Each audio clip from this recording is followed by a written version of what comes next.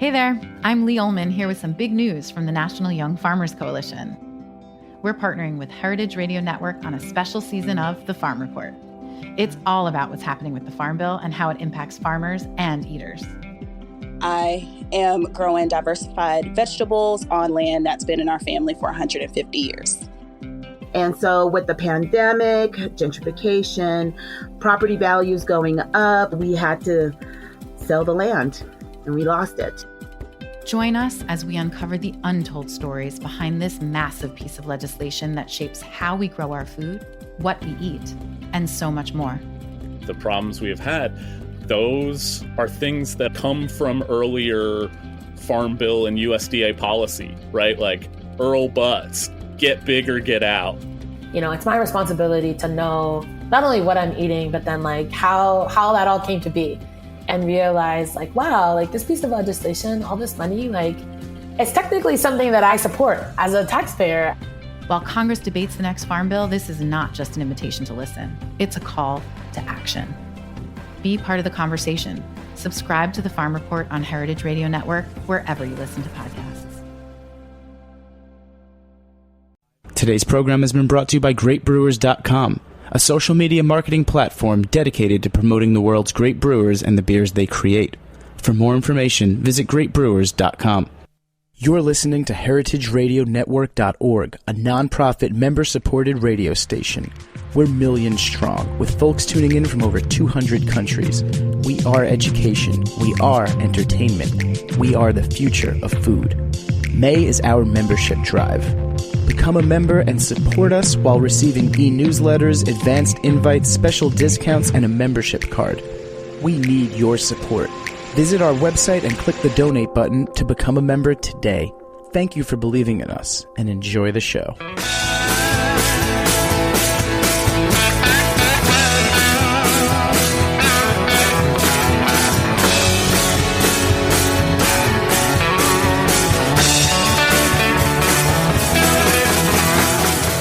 Hey, welcome to Beer Sessions Radio on the Heritage Radio Network. I'm Jimmy Carboni from Jimmy's Number 43 in the Good Beer Seal, joined tonight by my wingman, Ed Barastecki, also a Good Beer Seal bar owner from Mugg's Alehouse. How are you? Good evening, Jimmy. You know what today is? It's May 14th, 2013. Is it? And we've been doing the show for over 3 years now. And how many times have you been on the show, Ed? Like 5? 10? Probably 5. Yeah, and you're one of my favorite guests, man. Well, that's good. Yeah, so I appreciate that. Especially when I get a call at 12 o'clock. Yeah, we needed a wingman today. But I'd give a shout out to our sponsor, GreatBrewers.com. Check them out. You can learn all about beer and take the Great Brewers 100 tests, which I think I'm going to make my whole staff do at Jimmy's Number 43. We've got some special guests today. We're kind of moving up the Hudson Valley. There's so many great new breweries in New York State at our recent New York City Brewers' Choice. Over 20 of the 25 breweries were from New York State. Things have changed a lot in the last few years. We got Peekskill is really one of the top breweries in New York State. They're up in the Hudson Valley.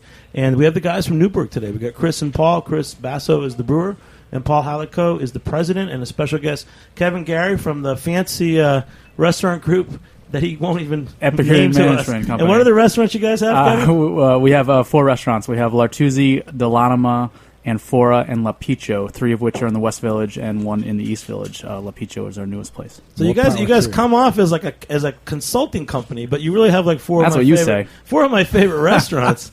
And I was going to yell at you, but now I'm going to have to ask you about 3 Italian joints and a wine bar. You have to applaud him for that. Come on. No, it's pretty cool. But there's a good story here tonight. So Chris and Kevin, you guys met years ago. Tell us how you guys met. You guys were in a homebrewing class. We actually met a long time ago. We were just saying before the show, Chris, it was like 2005? I think it was around 2005, yeah. My first week or 2 at Brooklyn Brewery. Garrett Oliver, world-renowned brewer, and my brand-new boss decided we're going to do a homebrew class at Gramercy Tavern. And I, being new to brewing, he knew I had all homebrew stuff at home, because I hadn't put it away yet, since that happens after you've been a professional brewer for a while. You never touch the stuff again. But well, I think Garrett was a little bit nervous because we were basically just trying to do like a class for the staff. I was a manager at Gramercy Tavern. I put together the beer list, and we were just trying to do a little beer education, and we thought it would be cool to do like a homebrew thing, like a 5-gallon batch in the back of the kitchen. And I don't think Garrett had done a homebrew in so long that I think he needed Chris because he was more used to doing homebrew. Exactly. So he was like, "Yeah, Chris, write a recipe because I don't know your system and the size and everything." I was like, "You sure about this?" 2 weeks in. But and you went to culinary school, right? Yes, I did go to culinary school. So just going to Gramercy Tavern was big excitement at that time. I was like, "Wow, this is going to be great. We're going to be doing all this stuff all the time." Not as many field trips going forward there, but it was a fun thing. We went, we did the homebrew. We got to meet all the staff. What did you guys brew? I think there was a barley wine. Yeah, right? we did a barley wine. Absolutely. I think Garrett wanted something that would age for a while. We were just saying before the show that it was like an all day process, and it was one of the cooler training things for our staff at that restaurant because we sell, or I don't work there anymore, but we sold a lot of beer, and it's known as a kind of a beer a restaurant with a great beer list, and it was really eye-opening for the staff. But the cool part was they came in and got to see the magic of the brewing process, and Garrett was kind enough to ship the beer back to the brewery. We bottled it in little pony bottles. I think we got about maybe 3 or 4 cases. Great idea. And I actually think there's still a lot of my friends still work there. We were saying we have to go in for dinner maybe and see if there's any left now, 8 years later, and it was a barley. Good. It's probably still kicking. So. Yeah, that might be a really nice barley wine at this point. So hopefully they won't charge us for it. So Chris, you got some chops then. So you're a home brewer, and you went from home brewing to working at Brooklyn Brewery. Yeah, pretty much. And how long did you work there? I was at Brooklyn Brewery almost 7 years, I guess, until I left to start Newburgh, basically. So what are things that, as a starting person working in a brewery, what are some of the jobs that you had to do to learn your craft? Oh, I mean, I worked. I started part-time at Brooklyn, and I was hauling bags of malt around, doing all the milling, mashing out, so digging out all the spent grain from the louder ton, doing all the kegging, really just the brute strength stuff. Years later, I found out I only got the job because I looked like I could lift more than the other guy. They interviewed 2 people, and I guess so that day changed my life, only because I looked stronger than someone else. So it's because you got a full head of hair there, that's why. So there's an illusion about brewing. It's not all romance and glamour. It's a lot of it's just heavy lifting and cleaning and stuff. Yeah, no, absolutely. It's a lot of hard work, a lot of repetition of that sort of monotonous hard work.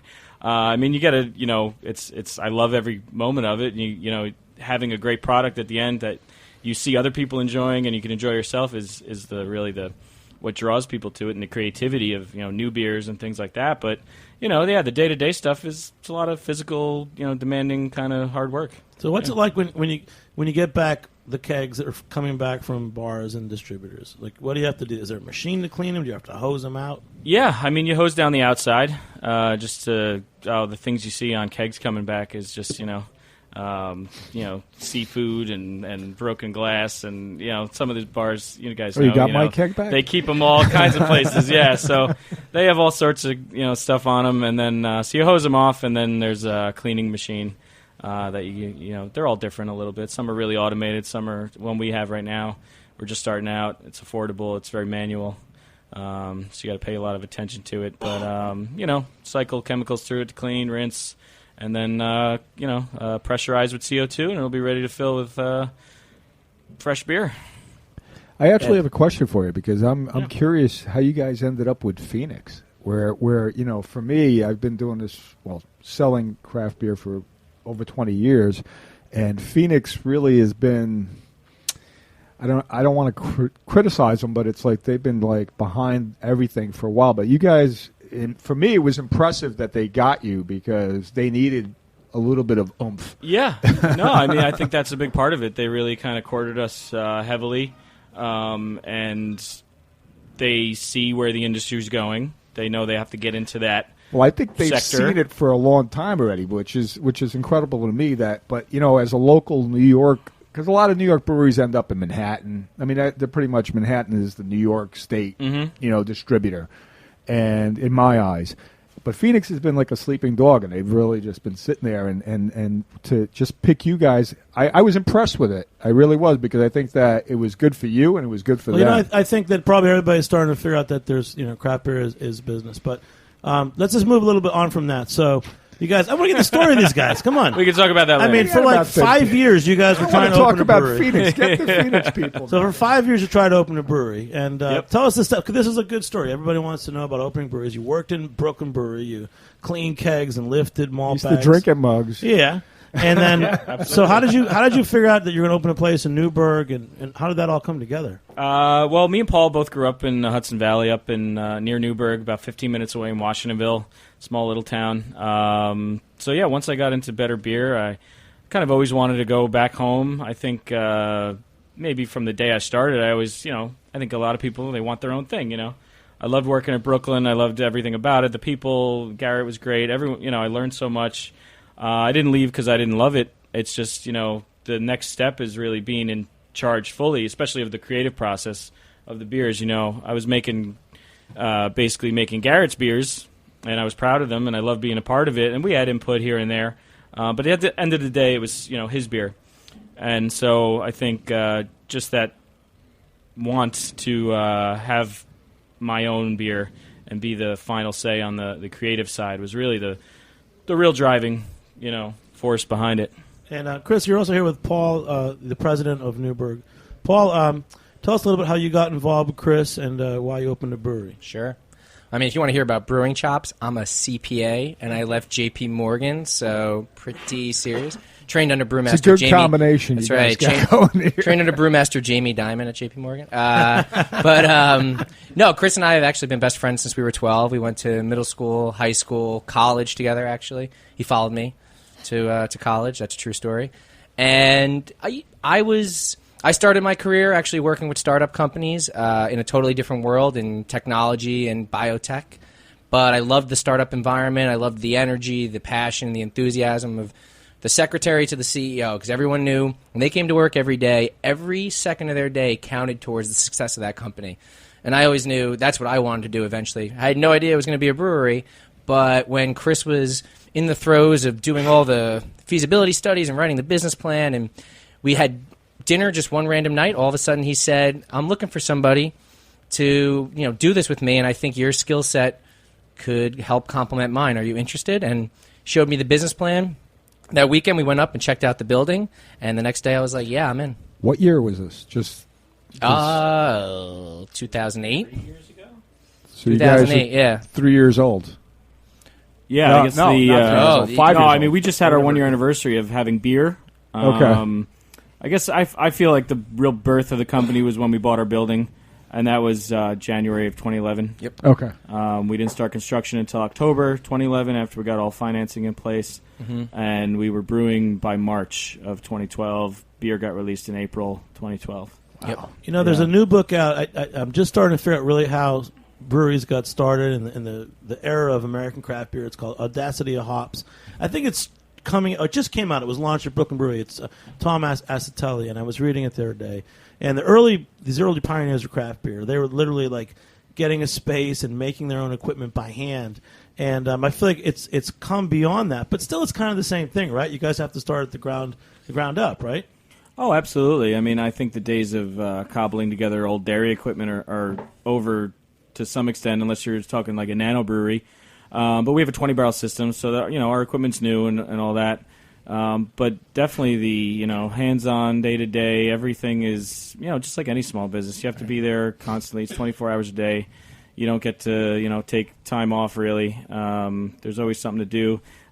Something we did. I mean, we built our tables for our tap room ourselves. We do a lot of things that maybe your normal big company owners and things don't necessarily do. And I think that's a great point, though, because I think from the outside looking in, when you're looking on the beer industry and even maybe specifically our brewery, a consumer goes into Muggs Alehouse or they go into Jimmy's 43 and they go, oh my gosh, Newburgh's on tap in this place. They must be some huge, massive company. And at the end of the day, we're just three guys busting our butts 7 days a week, just like any small startup business. It just so happens that we make beer and get into some awesome places down in the 5 boroughs. But so I think beer as an industry is just very visible. Yeah. And so you get a lot of attention.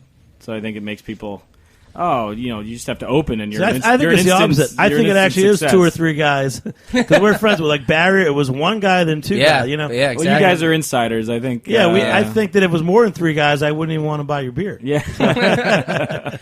And these days, I don't even know how to approach it. I'm telling you, I'm totally confused because you've got the nanos, you've got guys like this, and then you've got the big guys coming knocking on your door. So who do you give?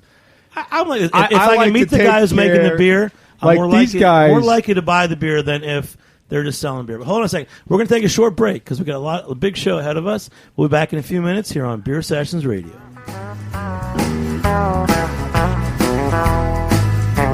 This one's called Quittin' Time by Pamela Royal on the heritageradionetwork.org. So, you like good beer?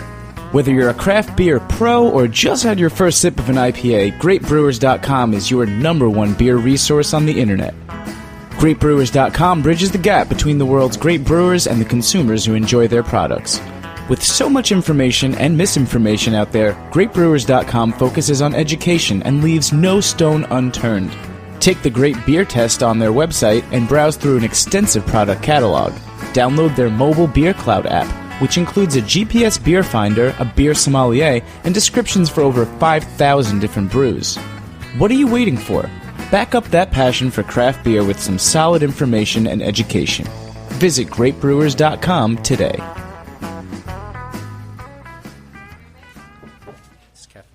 Hey, welcome back to Beer Sessions Radio on the Heritage Radio Network. We've got a great lineup here. We got Ed from Mugg's Alehouse. We got Paul and Chris from Newburgh Brewing, and Garry. Kevin Garry. It's like, what do you Irish guys do that to me? It's like Garry Kevin or Kevin Garry. My father wanted my middle name to be Edward, so my initials would be Keg. That's a true story. From all these crazy restaurants like Artusi and what are the other ones? Artusi, Delanima, Amphora, and Lapicho. All right. So, Chris Russo, tell us the first beer we had from Newburgh because it was really good. The first beer we went through was our cream ale. So I think we're being from upstate New York. Hudson Valley, everyone grows up knowing cream ale, Jenny Cream, things like that. Cream. It's a real sort of Northeast thing. So I always wanted to make my kind of version of a cream ale.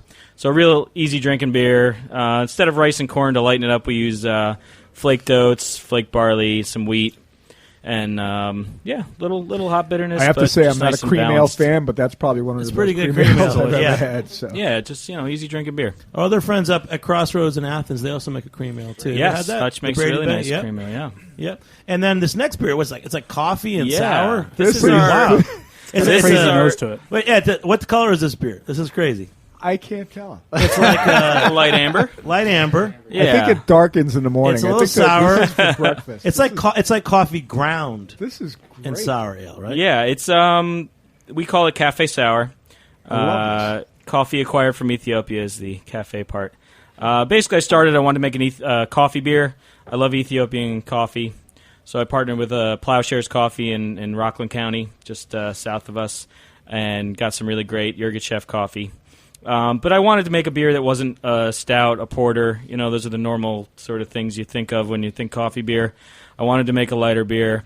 So then with the Ethiopian thing, I went further into that, and I used a staple Ethiopian grain called teff, which they use in their flatbreads called injera. And those are actually done with a sourdough. So that's where then I was like, maybe I could do a sour mash with this grain that they normally make a sourdough with. So that's what I did. I got this teff, whole grain teff, about 500 pounds in the batch. So it's 30-40% of the grain. Did a sour mash, so it soured for a couple days in the mash tun. Then did the rest of the brew in the kettle. I added gesho leaf, which is a bittering herb from Ethiopia that they use instead of hops, and then so you got a theme, brewed the beer. A theme with this beer. Yeah, a little bit of an Ethiopian-inspired beer. And then once that base beer was done, cold brewed Ethiopian coffee, the Yirgacheffe coffee from Plowshares, got blended in right before filtration. So I could drink this beer before 12 noon. How much? I can say I'm just drinking my coffee. My breakfast. Never had anything like that before. It's amazing. Thank you. This is incredible. Let's raise our glass to you, Chris. You really did a nice job. I didn't even know that you went back to working with Garrett Oliver in Brooklyn, and I'm really impressed. A couple of times I got your beers at Jimmy's number 43. I really liked it. So Thank you. I want to take a step back. We were talking before about, you picking up these old kegs and there's stuff on them. It's funny because a lot of restaurants really aren't set up for draft beer. And one place I worked, will not be named, the first restaurant I worked in New York, the keg room was the walk-in. So there were some kegs in there. Mm-hmm. There was shrimp. There was lettuce. It was all piled on top. And in the back of my mind, I was never going to have a draft beer place.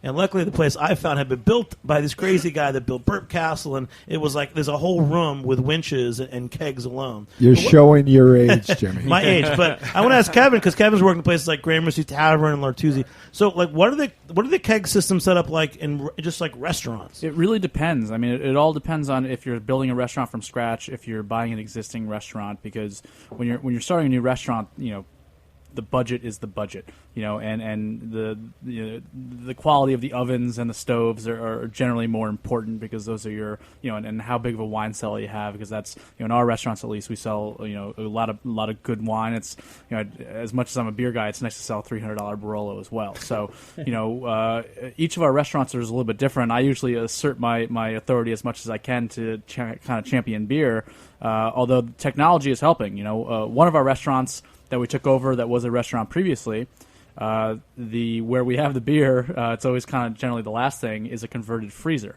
So I was lucky enough to find a guy that was able to install a piece of equipment called a heat exchange that kind of renders the temperature of the box a little bit irrelevant because, especially with craft beer, a couple degrees high and low, you're just pouring foam.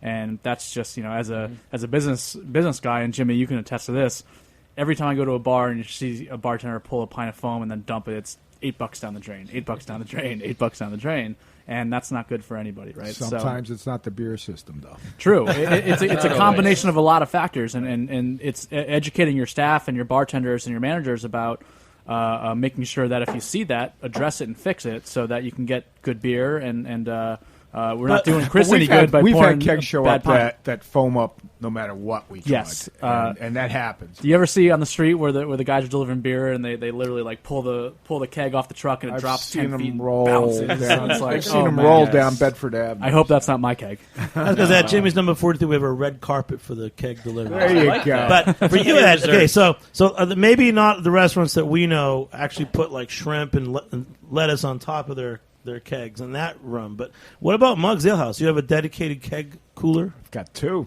Yeah, well, we do. We've got 32 draft lines. So when I originally started in 92, we had 8.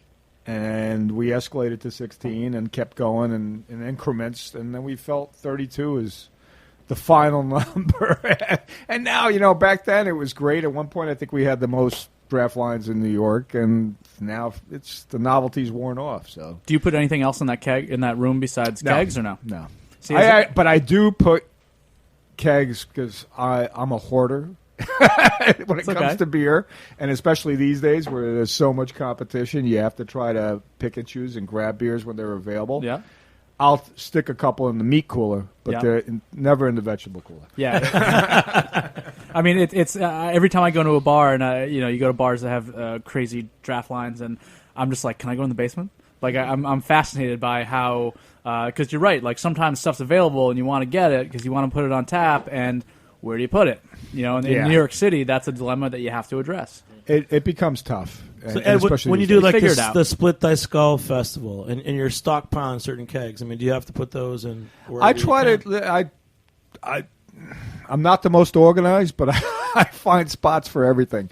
And like I said, the ones that are in the meat cooler are pretty much for Split Thy Skull or for the Belgium and the Brooklyn Festival that we do, and we store those there. Lately, my wife has made me clean up the basement and be nice, so I don't have a huge backlog. You're talking about your house or your bar? Both. Well, cheers to Ed from Muggs Alehouse, man. Yeah. One of the pioneers in craft beer in New York. Yeah, all right, and Kevin, Gary's here. Gary, Kevin. From either one's like fine. That. And Chris and Paul. So go back to Newburgh. We're up in the Hudson Valley. So as far up as Athens, you got Hutch at Crossroads. Yep, we got Crossroads. And then Peekskill. Peekskill, Keegan Ales, Captain Lawrence, Defiant. Rushing Duck is a newer one in Chester. They opened a little after us. Sloop is a nano brewery in Poughkeepsie. Those are all the guys we know real well. And then so the Hudson Valley, it's a nice community because this summer we're actually doing some festivals up there. There's a a gentleman, Roger Myers from Clearwater, the board of Clearwater, and offshoot of Clearwater Fest. We're doing some festivals. June 30th will be in Yonkers. July 20th will be in Kingston. And it's August is supposed to be Newburgh, but it's either Newburgh or Beacon, so they haven't really got that far. Okay. But we were, if we're up there, we're going to work with you guys. But, there's a lot going on up there. So tell us some of the things, Kevin, you said you knew some restaurants in Hudson Valley that you could recommend? Yeah, a couple of my good buddies opened up a restaurant called Restaurant North in Armonk, and they've been open, don't quote me on this, but I think about 2 or 3 years, and they're just, loving everything about the local thing in the Hudson Valley from, they're truly doing farm to table. Literally the farmer pulls up to their back door and unloads the truck, and they're partnering with, as many local breweries as they can. And, we say in New York City that we're, everybody wants to be farm to table, right?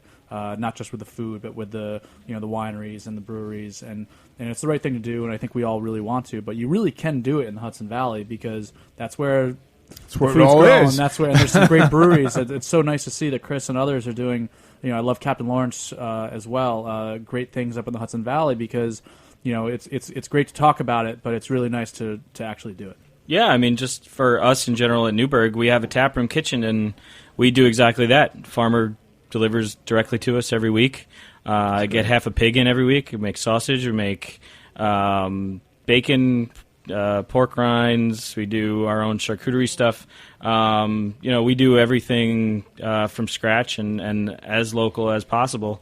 I think it'd be just disingenuous to spout, drink local, and have a Sysco truck pulling up to the brewery. I don't think that's the right way to go about it. So, yeah, farm to table is really important to us, and I think our food is pretty damn good, actually.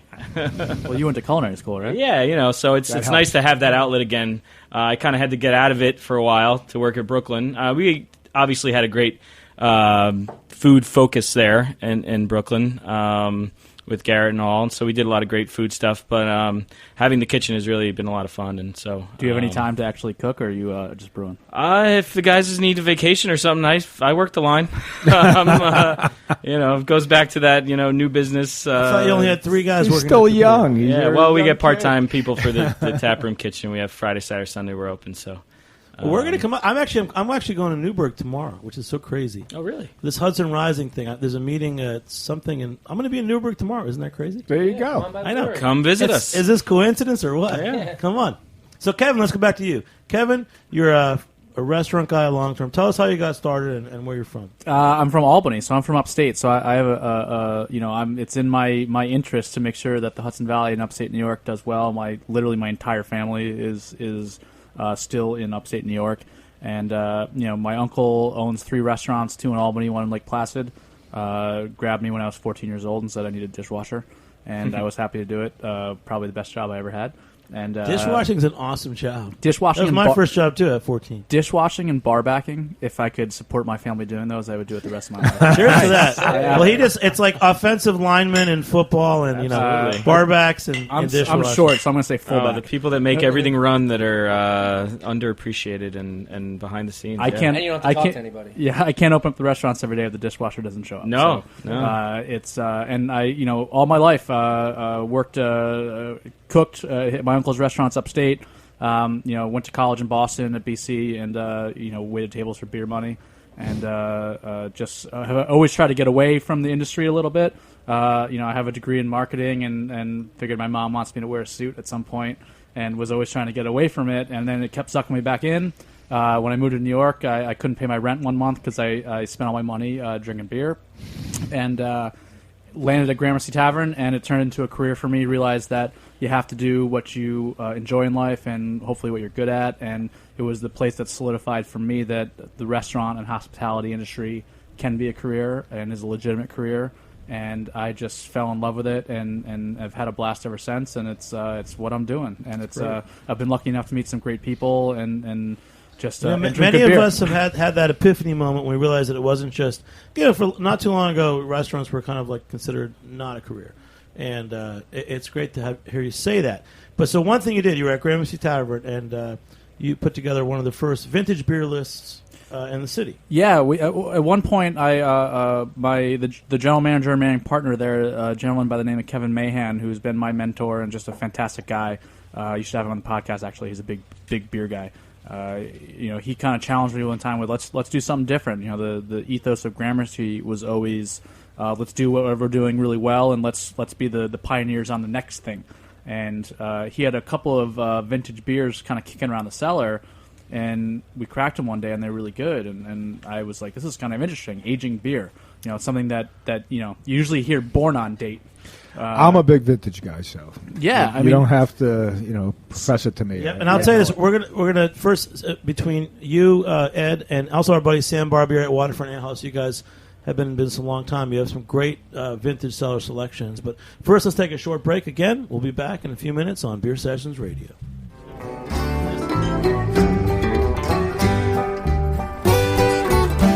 You're listening to Favorite Flower by Pamela Royal on the heritageradionetwork.org. Like what you hear so far? Support the network and become a member. Membership helps us bring you the best food radio in the world and gives you access to thousands of dollars in discounts at the sustainably minded businesses that support us. To become a member, visit heritageradionetwork.org today.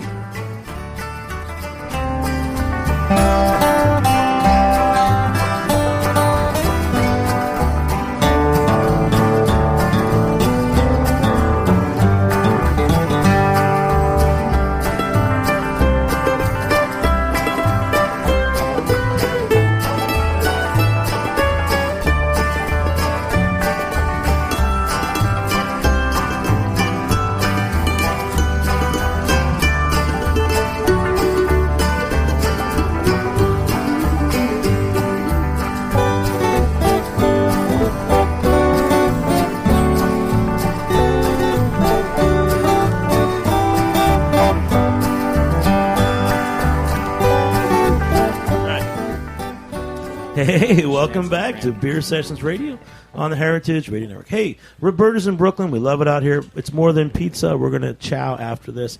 Ed, what are we going to eat tonight? We're going to have like a Moe's Fun Farm pork collar and a few other things. Some ramps. I'm going to eat anything. People, Fine. this is Actually, one of I my could favorite drink restaurants. this. You know that?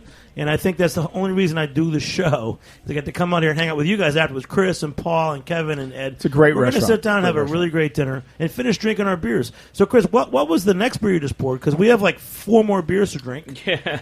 Which we'll keep drinking. I just poured you our Newburgh Brown Ale. So this is another one of our year rounds, and it's more of a southern style English brown ale. I think I like a lot of English style beers. Maybe that comes from Brooklyn. I think Brooklyn has influenced me in that way. But nice and dark, rich, a lot of sort of toffee, toasted roasty grain, without being that roasted, quality getting a stout. I think it's towing the line there. But nice and drinkable, 4.2%. We do a lot of sessionable beers in Newburgh. And so the cream ale is 4.2, the brown ale is 4.2. We do a lot of things that are 4 and even less. And so it's important to me. It's just beer I like to drink.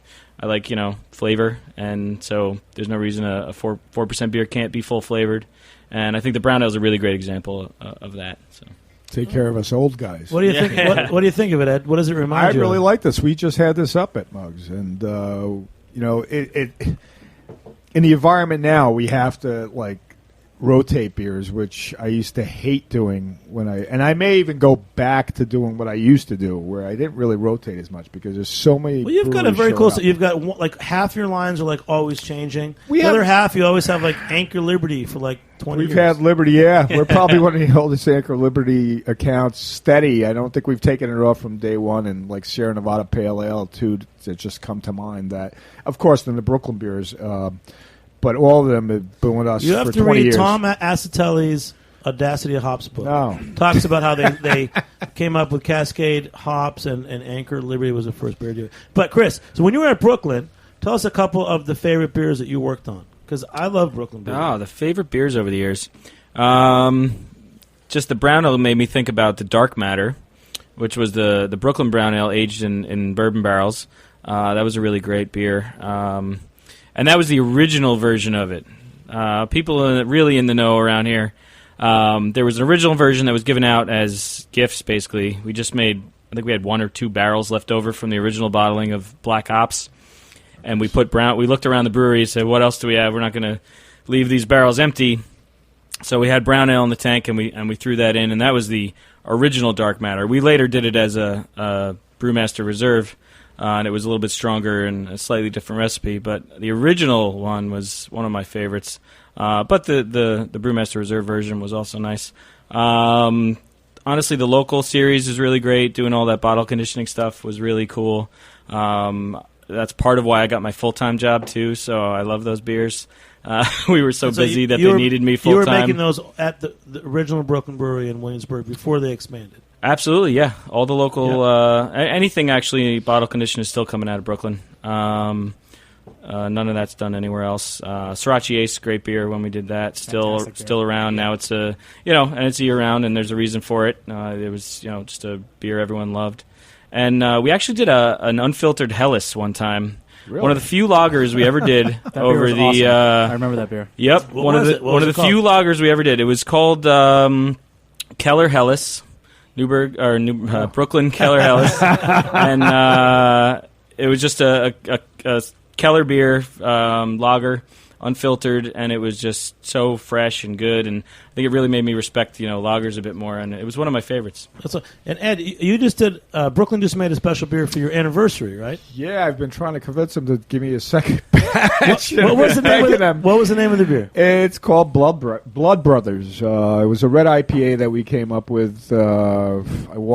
Talked to Garrett and Rob, the gentleman that primarily was brewing it. I guess it would have been you a couple of years ago. but this was last year. Yeah, October. It came out in October, but it was a great beer. It came out exactly what I wanted it to be, and we had everybody was coming in to drink it. I mean, we didn't think we were going to go through it as quickly.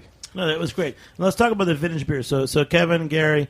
He did a vintage beer list at Gramercy Tavern, but you at Muggs Alehouse and also Sam Barbieri at Waterfront Alehouse, you guys just have like storerooms of vintage beers. So what do you have in your cellar that we should try that Kevin and I should go drink later? I don't even know what I have in my cellar. I have to go down there. I think Bill Coleman would probably know more. I mean, we did I've been doing this since '92. And as professionally since '92. Before that, I was doing it just as a beer lover. That's when you played in the polka band. Exactly. Yeah. Played at Stouts Brewing Company. Stouts Brewing Company. We played their Oktoberfest years prior. So anyway, that'll be another show. But with Billy and Warren, my two favorite beer geeks out there, we had a Casey Stengel and Jim Anderson from Philadelphia. We had a Casey Stengel beer tasting. And talk about vintage. We had a Bass King's Ale that was 100 years old, and it was waxed and corked, and I actually blessed myself before I went to drink it. And but I figured it was waxed and it had the cork in it, and everything's gonna be fine. It was, and that was the oldest beer, and the youngest beer I think was the first Thomas Hardy's, which was 67 or something, right? 67, 8. When did you have this tasting, Ed, and where? We had it at Muggs years ago. I mean, when Jim was around. Jim is running the Anderson out in Scotland now, but it was Billy and Warren. They just came to me with this idea. It was actually, I think at the time, I don't think there was a beer periodical out there, or maybe Ale Street was, but I think Wine Spectator did a article. I think Billy Loeb or Will Loeb he wrote a whole article on it, and it was impressive. I mean, it was just crazy. I sat there and just looked at it like, you're going deep. And so Kevin, well, you want to talk about vintage? That's vintage. I want names and I want vintage. So Kevin, tell us a couple of your favorite vintage beers you had from your list at Gramercy. Well, when we were first putting the list together at Gramercy, I didn't really know where to start. So we had a good relationship with Garrett, and he was really my wingman in terms of getting me beer, because I was, even though I worked at Gramercy Tavern's a nice restaurant, who am I? So he was able to really, he was excited by it. So he was my broker. He called up brewer friends and said, "What do you got? Gramercy wants to do this list." And even from Garrett's, I think at the brewery, he sold me a case of '92 Thomas Hardy's for like $100, you know, and that was I was like, yes, I'll Well, please. back then they were distributing it, I think, right? But they didn't have the back vintage stuff, so I think they had more like current release stuff. Okay. Like, I remember the vintage list period. That was well after the distribution because I was there, and they sold the distribution before I even started. Right. So yeah, so I mean, but we're talking about 92 to 90. Yeah, and stuff. Oh yeah, was there was all kinds distributed. of goodies hiding out in the warehouse. Yeah. Sure. Yeah, Sure. I mean, Be United was the one that had a lot of stuff that was, you know, because it wasn't selling. People weren't, you know, back 8-10 years ago, people weren't really eager for old beer, and at that time, it was easy to get the stuff because it just wasn't a market for it. Sammy Klaus was. Got So, some of that, Ed, too. tell us a couple other vintage beers that you've had over the years that you really like. Well, to pique people's interest. Well, in the beginning, what we used to do is we had, you know, the standards. I'd call them standards. Sammy Klaus, Sierra Nevada, Bigfoot. When Brooklyn Monster came out, we started vintaging that. Thomas Hardy's, of course. Gale's, Prize Old Ale, the Harvest Ales, a lot of the English style. Aventinus ales. is great with a couple years of age. Aventinus. Yep. They even, I think at one year they did their own vintaging of it or whatever it was, and so there are a lot out there, and then. Like you said, people started catching on a little bit, and the brewers started vintaging them because it was more themselves. for the brewers to drink. It wasn't commercially viable for a while, so they all had stuff, but you had to kind of have the connection and be like, "What do you got? I want to list it." Well, what'd you say? Born on date before? Like, what's that? Exactly. We had another one we had that was great. We had Dogfish had Worldwide Stout 2000, Right. which was I want to say it was like in the 20% ABV, and we had this one dude that used to play power forward for the Nets. He was like 6'9", and he came in and drank the whole case in like 3 weeks. Wow. And it was unbelievable. He walked out sober. My first exposure to WWS was, I think, somebody if came you, in. sorry, Kevin, if you work out, you can drink more. That's the truth. So I'm trying to work out. So wait, that's okay. I'm overwhelmed now. Wait, there's so many names, but you mentioned a few. The George Gale.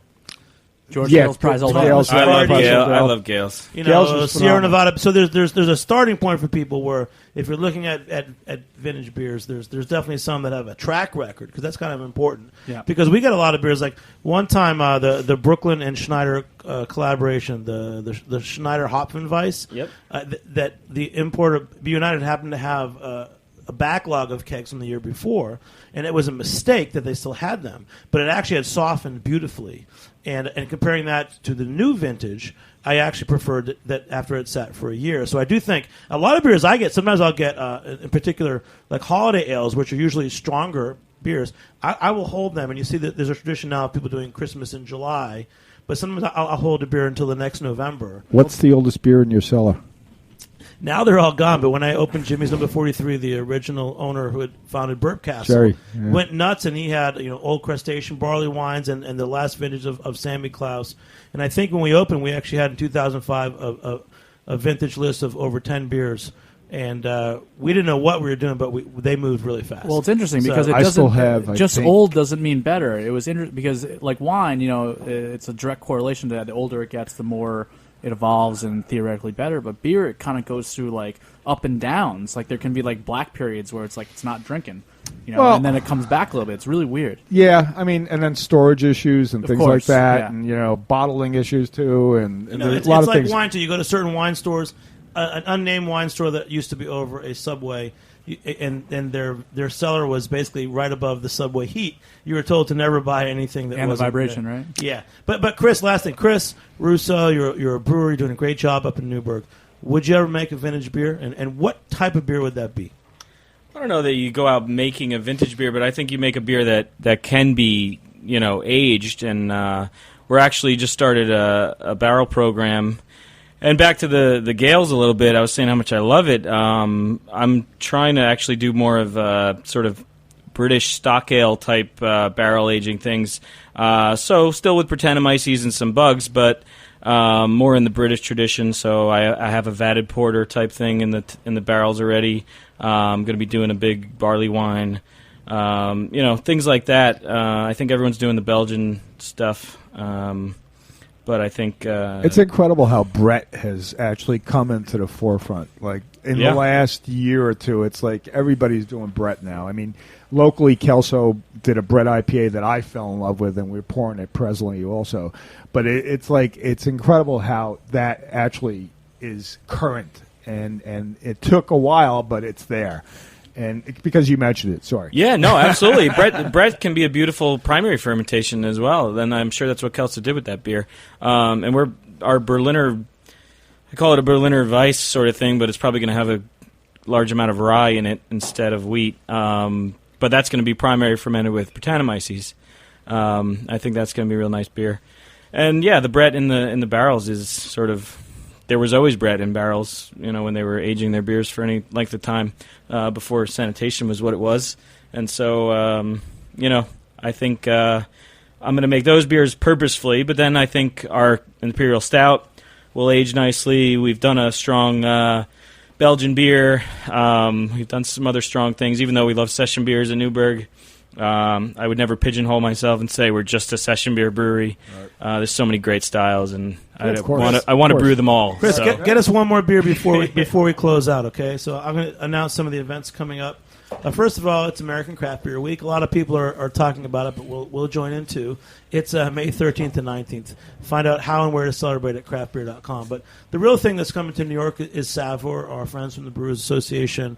They're moving Savor to New York this year, so come check it out and go to goodbrewsteel.com to find out more. We're actually bringing Long Island breweries to New York that week. We've got the opening of the Michael Jackson movie, Beer Hunter, the movie. We're hosting the premiere on June 11th at Anthology Film Archives in New York. You can go to Good Brew Steel to learn more about that. Steve Hindy from Brooklyn Brewery is going to be there. Tom Acatelli from the author of Audacity of Hops, and All About Beer with John Hall. So it's going to be a very cool week in New York. I know Stag's Head's doing a really awesome kickoff. Going to be a lot of our buddy Sam Merritt from Cicerone is going to be doing a Cicerone beer tasting on June 13th. A lot of things are going on, and you're just going to hear more about it soon. For Savor, coming to New York on June 14th and 15th. All right, what's the last beer that we have here? From Chris Russo. Basso, but that's okay. Jimmy. Oh, man. Jimmy. It's the Mad Dog. Wait, that's the guy from sports on TV. Yeah, I hope you should have corrected I hope me. I don't sound guzzle like him. It, Jim, guzzle it right now. No. What is it? See, I can say crazy things, but you're supposed to correct me. Guzzle it. Jimmy, guzzle it. There's Kevin, Gary, Kevin, and Ed from Muggs. I'm a huge Mad Dog and Francesa fan from back in the day, so I'm cool. Yeah, exactly. He grew up with that stuff. So this is a chili lime stout. It's got a little kick to it. It's actually the small beer from our Imperial Stout as well. So it's only about 4%, our Imperial Stout being 11%. Took the second runnings, made this beer, infused it with Mexican chilies, like 5 different chilies, dried black limes from they're a Middle Eastern thing. They brine and dry in the sun. Is that where you get the hair from? Is the Middle Eastern thing? Yeah. No. But this is really great. It shows us how you can add flavor to session beers. Full-flavored 4%. Chris, you did great. I was teasing you about Chris Russo, but that's why when I talked to Garrett Oliver, I said, didn't you work with Chris Russo? And he said, who? Chris Basso. But you guys, so Paul, everyone, we're going to go around and everyone just say hello. Ed, thanks so much. Paul? Yeah, thank you. And really quick, if we could just throw in, we're going to be at Beercraft on Thursday night. We're doing a 15-line tap takeover, so we'll be there starting at 6 o'clock. And you mentioned Savor. We'll be participating in Savor, too. We were pouring our Honey Weizen and Brown. Congratulations, because there's not too many New York breweries at Savor. I know Blue Point from Long Island and Brooklyn Brewery probably, and you guys, right? And Captain Morgan. Couple others? Yeah, only a couple. So it's nice to be a part of it. There's only 60, 70 breweries. That's good. But thanks for having us. Yeah. We really had fun. Thanks, Chris. And Kevin? Welcome to New York. Thanks so guys. much. Come Welcome have to a New York. beer at You're from New Lartuzi, York. Lapiccio, Delanimo, or Anfora. All 4. So where are you? Are you at all 4 restaurants? I split. I'm pulled in a lot of directions. Split between the office and all the restaurants. So, He's probably not married. No, I am. Oh, really? Yeah. She works in the restaurant business too. She gets it. All right. Okay. So, hey, I'd like to thank our sponsors at GreatBrews.com who've helped to bring this podcast to you tonight. Beer Sessions Radio is supported by the Good Beer Seal. You can learn more about us on Facebook and Twitter. Twitter is @beer_sessions. If you like this podcast, give us a good review on iTunes, too. Thanks to Chris, Paul. Charlie's not here. There's Kevin and there's Ed. Thanks for joining me here on the Heritage Radio Network. I'm Jimmy Carboni. Thanks to our producers, Jack Inslee, Brie O'Connor, and our engineer, Joe Galarraga. Hello to our new interns, Justin and Maggie. Thanks for listening. We'll see you next time on Beer Sessions Radio.